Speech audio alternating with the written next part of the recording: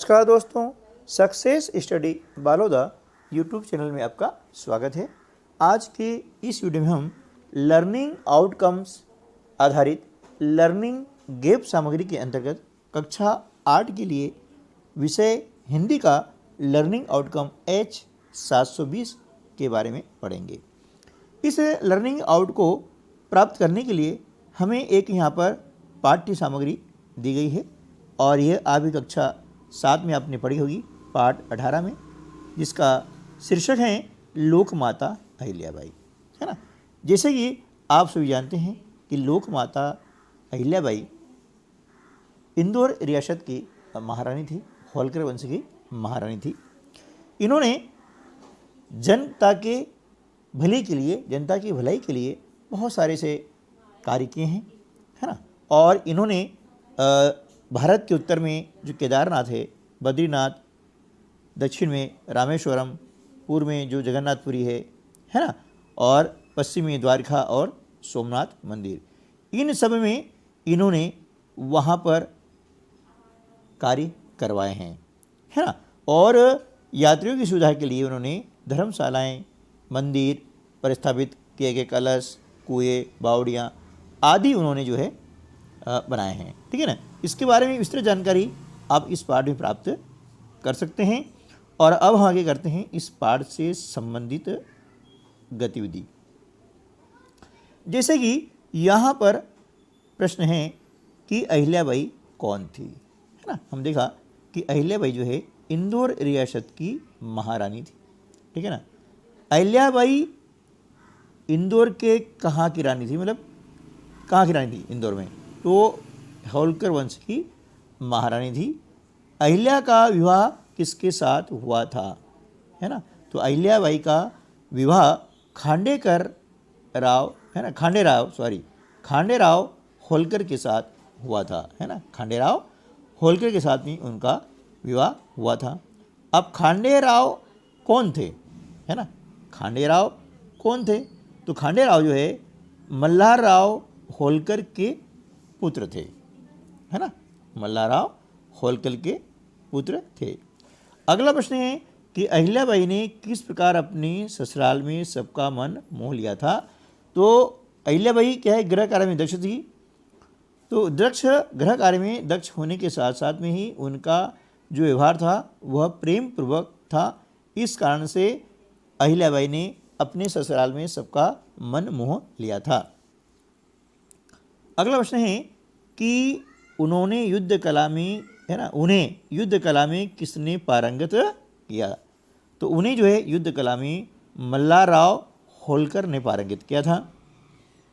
अगला प्रश्न है कि खांडेराव कहाँ के युद्ध में वीर गति को प्राप्त हुए थे। तो इसका उत्तर हो जाएगा कि भरतपुर के युद्ध में वे वीर गति को प्राप्त हुए थे। नेक्स्ट जो क्वेश्चन है वह यह है कि अहिल्याबाई ने होलकर राज्य की सेवा का व्रत कब लिया था, है ना। यानी होलकर राज्य की महारानी कब बनी थी, वो वहाँ का कार्यभार कब संभाला था, ठीक है। तो खांडेराव के वीरगति के बाद, है ना, खांडेराव के वीरगति के बाद उन्होंने राज्य की सेवा का व्रत लिया था, है ना। राज्य के कामकाज उन्होंने करना स्टार्ट कर दिया था। उन्होंने तीर्थ स्थानों को अपनी सौगातें किस रूप में दी। तो देखिए, उन्होंने धर्मशालाएं बनवाकर, कुएं, बावड़ी आदि बनवा करके उन्होंने तीर्थ स्थानों को अपनी सौगातें दी। अब तीर्थ स्थानों से उनका जुड़ाव किस भावना का द्योतक है। तो तीर्थ स्थानों से उनका जुड़ाव है वो उनकी धार्मिक भावना का द्योतक है। इससे सिद्ध होता है कि वे एक धार्मिक महिला थी। अगला प्रश्न है कि अहिल्याबाई की बुद्धिमत्ता और दूरदर्शिता का परिचय किस रूप में मिलता है। तो देखिए, अब यहाँ जगह काफ़ी कम है इसलिए हम लिख नहीं पाएंगे, है ना। मैं आपको समझा देता हूँ। तो अहिल्याबाई की जो बुद्धिमत्ता और दूरदर्शिता का परिचय किस रूप में मिलता है, तो उन्होंने अपने राज्य का प्रबंधन इस प्रकार से किया था कि किसी भी प्रकार की तकलीफ जनता को न हो, ठीक है। उन्होंने धर्मशाला बनवाई और विधवा महिलाओं के लिए भी आश्रम बनाया था। जो इंदौर में आज जो है अहिल्या आश्रम स्कूल लग रहा है, यह वास्तव में उस समय में क्या था, ये विधवा महिलाओं के लिए, परित्यक्ता महिलाओं के लिए है ना, एक आश्रम हुआ करता था जहाँ पर वे महिलाएं रहती थी। तो ये उनकी दूरदर्शिता और बुद्धिमत्ता का ही परिचय है। अहिल्या के प्रति जो रुचि है ना, अहिल्या के प्रति रुचि या लगाव उनमें विशेषता समझाइए। देखिए, अहिल्या माता के प्रति रुचि या लगाव होने का मुख्य कारण क्या था कि अहिल्या माई जनता की सेवा के लिए पूरी तरह से समर्पित थी। उन्होंने जनता की सेवा के लिए, जनता की भलाई के लिए बहुत सारे कार्य किए और इसके साथ साथ में वे न्याय प्रिय भी थी, है ना। हमेशा न्याय करने के समय वह ये नहीं थी कि ये हमारे वंश का है, हमारे परिवार का है या कोई और है। न्याय जो करती थी तो उसके लिए सभी उस समय समान हुआ करते थे, ठीक है ना।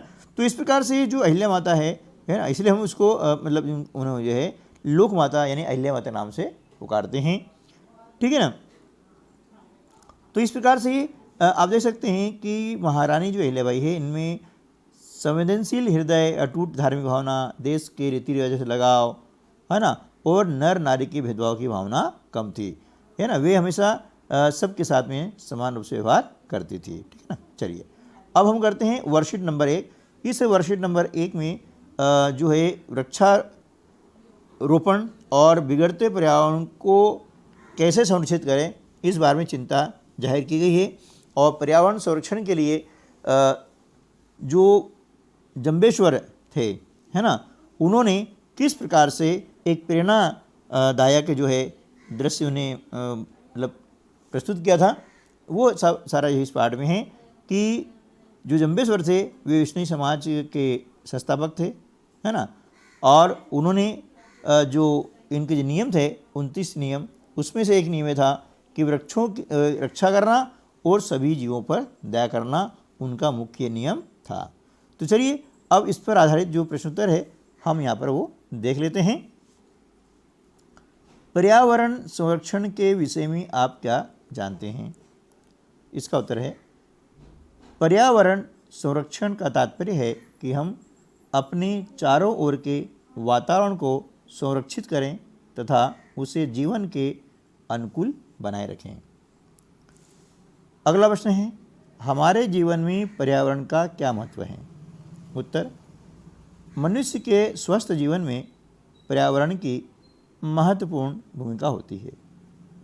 पर्यावरण से ही हमें शुद्ध वायु, भोजन आदि प्राप्त होते हैं।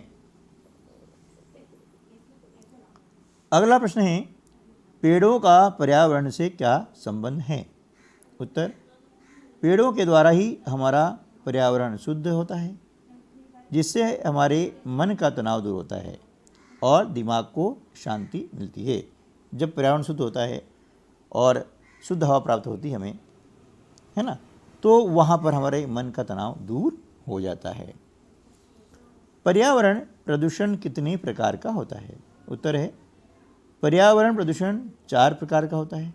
नंबर 1 जल प्रदूषण, नंबर 2 वायु प्रदूषण, नंबर 3 मृदा प्रदूषण और नंबर 4 ध्वनि प्रदूषण। अगला प्रश्न है अमृता देवी बिश्नोई और पेड़ संरक्षण विषय पर अपने विचार व्यक्त कीजिए। इसका उत्तर हो जाएगा वृक्षों को कटने से बचाने के लिए अमृता देवी बिश्नोई और उनके 362 अन्य बिश्नोइयों द्वारा अपने सिर कटवा लेने का प्रेरक प्रसंग पर्यावरण रक्षा के इतिहास में एकमेव उदाहरण है ना। ये एकमात्र उदाहरण है जो कि पर्यावरण संरक्षण के लिए दिया जा सकता है, ठीक है ना। अगला प्रश्न है विश्नोई समाज के संस्थापक कौन थे? उत्तर है विश्नोई समाज के संस्थापक भगवान जंबेश्वर थे, ठीक है ना। अगला प्रश्न है जीवों पर दया करना किस समाज का मुख्य नियम है? उत्तर है विश्नोई समाज का मुख्य नियम है ना। जीवों पर दया करना किस समाज का मुख्य नियम है? तो जीवों पर दया करना विश्नोई समाज का मुख्य नियम है। अगला प्रश्न है वनों में आज वृक्षों को कटता देखकर आपके मन में किस प्रकार के विचार उत्पन्न होते हैं? इसका उत्तर होगा अंधाधुंध हो रही पेड़ों की कटाई से वातावरण गर्म हो रहा है। अगर समय रहते पेड़ों की कटाई पर रोक नहीं लगाई गई तो वनों के अस्तित्व पर खतरा उत्पन्न हो सकता है। ठीक है ना, तो ये हमें चिंता है, इसलिए जो है वन नहीं कटना चाहिए, वृक्षारोपण अधिक से अधिक होना चाहिए। आपने अपने विद्यालय में कौन कौन से पौधों का वृक्षारोपण किया है? तो हमने हमारे विद्यालय में बरगद, पीपल, नीम और पारस पीपल का वृक्षारोपण किया हुआ है। प्रश्न 10 है, वृक्षों से पर्यावरण का क्या संबंध है? उत्तर, पेड़ पौधे प्रकाश संश्लेषण के माध्यम से कार्बन डाइऑक्साइड को कम कर ऑक्सीजन देने में महत्वपूर्ण भूमिका निभाते हैं। तो इस प्रकार से इस पार्ट को हमने कंप्लीट किया है। वीडियो अच्छा लगा है तो लाइक कीजिएगा, अपने अन्य दोस्तों को भी शेयर कीजिएगा, और इसी प्रकार के अन्य विषयों के और सभी कक्षाओं के वीडियो प्राप्त करने के लिए इस वीडियो के डिस्क्रिप्शन बॉक्स में आपको लिंक दी गई है, वहाँ से उन वीडियो को आप प्राप्त कर सकते हैं। मिलते हैं अगली वीडियो में, तब तक के लिए नमस्कार, जय हिंद।